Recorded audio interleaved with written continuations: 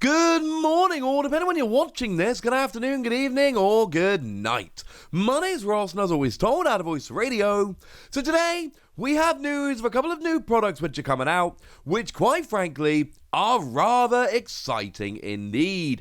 Now, the actual amount of concrete information we have is quite small, but the thing is, we know enough about them to, well, know quite a bit about them. So the one I've really got my eye on here, these are from distributor listings, and we got the Pokémon TCG Trainers Toolkit, which is coming out on the 1st of July 2022. And I'm assuming it's going to be green. And the reason very simply is we've got a red Trainers Toolkit and we've got a blue Trainers Toolkit.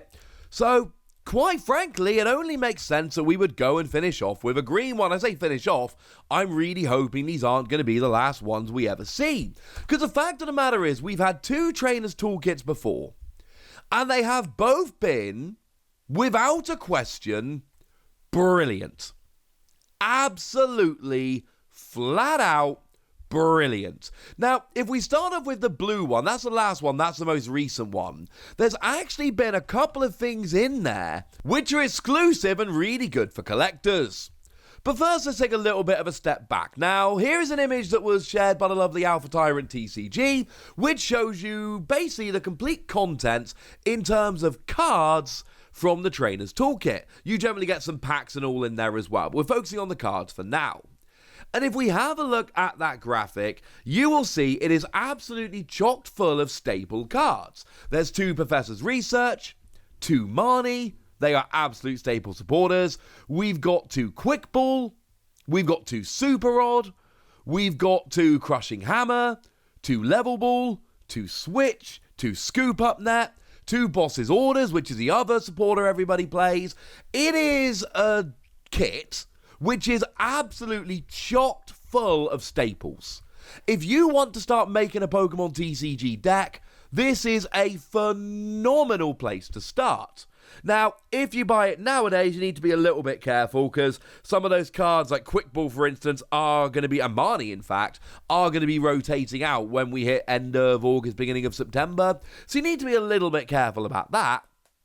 But this is a phenomenal product. And incidentally, having a new one in July makes perfect sense because, of course, a lot of this is rotating in August, September time. We don't know exactly when the rotation is going to happen. It's going to be kind of late August, beginning of September. The real question, as I told you the other day, is whether we rotate before or after Worlds. But despite what anyone tries to tell you one way or the other, we don't know. We have no information. We need to wait and see. We don't even have enough information to make a really good prediction. It is a wait-and-see scenario. It's the first Worlds we've had in a few years. Let's just wait and see on that one. So with some of these cards rotating out, it only makes sense that we would have a new one coming just in time.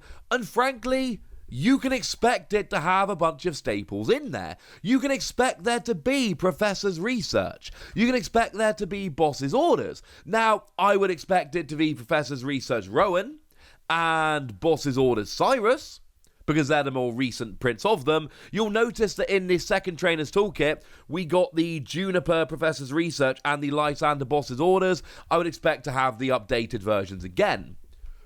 I would expect to have a whole bunch of staple cards in there. I think Ultra Ball is a really, really good prediction of a card which is probably going to end up being in the pack, because it is a staple card, and in the same way they gave us Quick Ball last time, I think they'll give us Ultra Ball this time. Again, no confirmation, let's be perfectly clear, but I think these are the kind of things we should be expecting.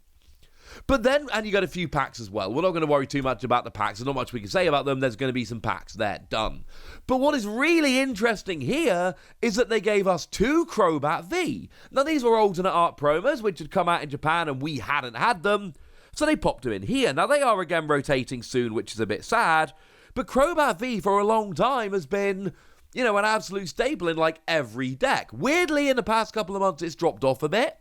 But it has been something which is just, it's out there, ladies and gentlemen. It is something that has been in like almost every deck. And they gave us two copies of it right in there, which is clearly amazing. They gave, and that artwork was exclusive, but I think it's fair to say that when we're looking at, really collector-focused stuff, what they did, they really spoiled us with the last one. They gave us 2 copies of Miss Magius and 2 copies of Sabrina and Bryson. Now, admittedly, they rotated out really quickly, but that wasn't really the point, alright? The point was that they actually gave us these cards, and these were exclusive cards that were not released anywhere else. The only place to get them was in the Trainer's Toolkit. These were essentially reprints to replace banned cards, and Japan had got them, so we had to get them. So they just popped them in here. I don't know if they're going to do anything this time round or not. I have absolutely no idea. How could I? But I am telling you that they did it last time, and they're clearly looking for ways to try and make this a really cool sought-after product.